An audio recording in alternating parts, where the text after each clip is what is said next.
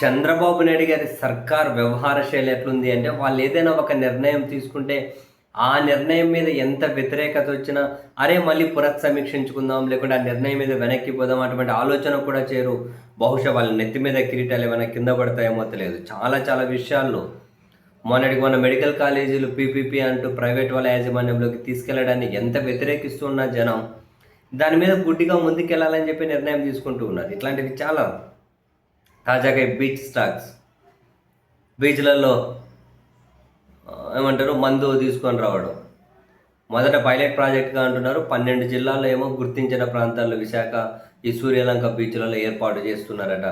దీనికి సంబంధించి చాలా విమర్శలు వచ్చాయి. ఫస్ట్ ప్రభుత్వం ఈ నిర్ణయం తీసుకోబోతుంది అని చెప్పినప్పుడు ఎన్ని విమర్శలు వచ్చినా వీళ్ళు ఎందుకో ఆ విమర్శలను పరిగణలోకి తీసుకోవడం లేదు.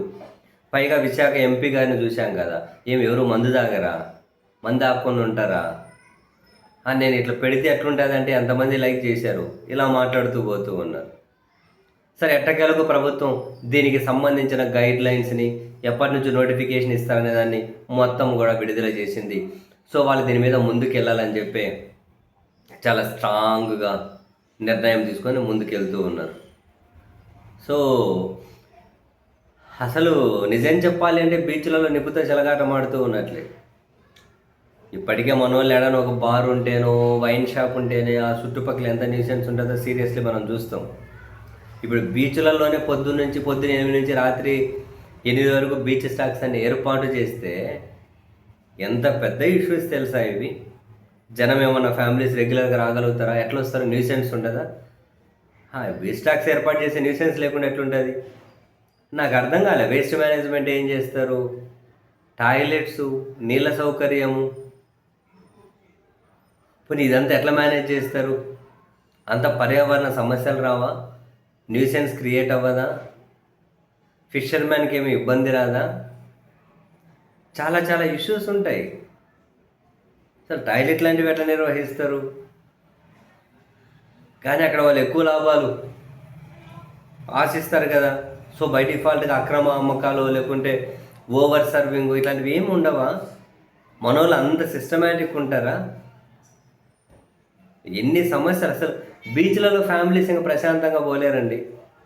మనోళ్ళు ఏమైనా తాగి పద్ధతిగా సెన్స్ తోటి ఏమైనా ఉంటారా? నేనేమో అందరినీ అనట్లే, బట్ మెజారిటీ చూస్తూ ఉన్నదే కదా.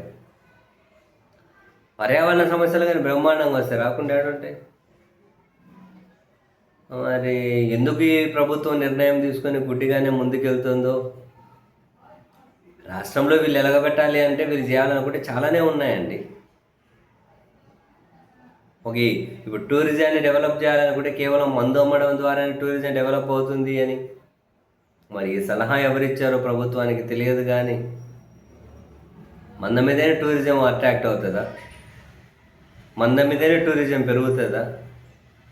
ఏం కాన్సెప్ట్ ఇది? అంటే గోవా స్టైల్ ఏదో గోవాలో అంత చక్కగా జరుగుతూ ఉన్నట్లు. గోవా వేరు, మనది వేరు. గోవా వేరు, మంది వేరు. గోవా ఫస్ట్ నుంచి కనుక పోర్చుగల్ రకరకాల వేరే పోర్చుగీస్ పరిపాలన ఉంది. తర్వాత వేరే వేరే వాళ్ళ పరిపాలనకు మారుతూ వచ్చింది. మనకు స్వతంత్రం వచ్చినప్పుడు కానీ గోవాకి ఆడ స్వతంత్రం వచ్చింది, ఎన్నేళ్ళ తర్వాత వచ్చింది.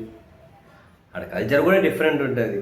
దాన్ని తీసుకెళ్ళి సూర్యలంక బీచ్లోనో విశాఖ బీచ్లోనో పెడతాము, మేము టూరిజంలో అద్భుతాలు సాధిస్తాము అంటే దాని చుట్టూ చాలా న్యూసెన్స్ క్రియేట్ కాబోతూ ఉంది. కానీ ఎవరు చెబితే ఎవరు వినాలి? ఎంజాయ్ చేయండి మాస్టర్.